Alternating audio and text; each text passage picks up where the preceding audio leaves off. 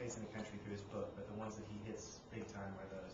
And he talks about through Medicaid and Medicare and universal health care in general, maybe spreading the cost of that care to the individuals, but still maintaining a minimum standard of care, minimum care for everyone, and then you could purchase additional things. That's the solution that he gives. You can still purchase your Cadillac plan on top of that.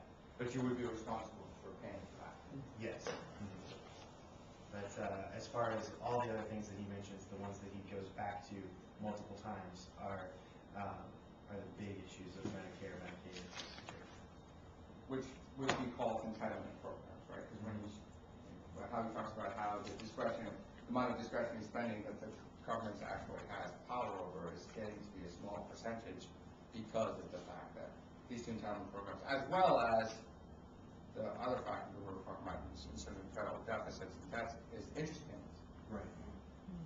Which are getting to be, as you saw in Economics USA, how we show how the interest payments were less than, went from 3% to 2% to 1% of what we were paying. So, and interest payments, as what we're talking about, Bill brought up earlier about the whole idea of crying out, right?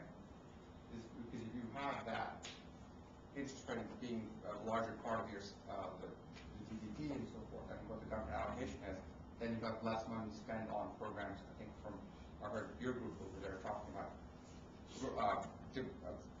development of human capital programs and so forth. Other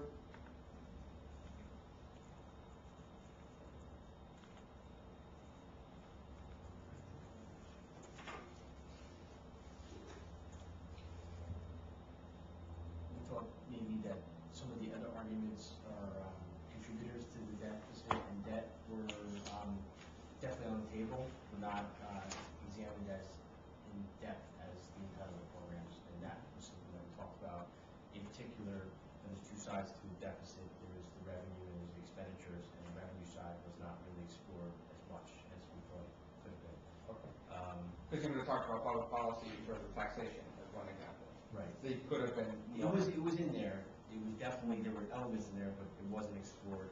And we thought at times he made sort of certain claims that were heavily value weighted, and these sort of off the cuff statements about how people should live, but they didn't really explore the issue in depth. I don't remember the exact page number, but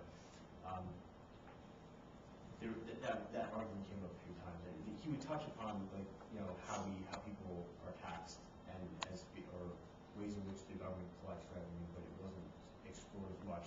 He had a point-by-point argument for the entitlement and a specific plan, which was not unique. It's not a new plan.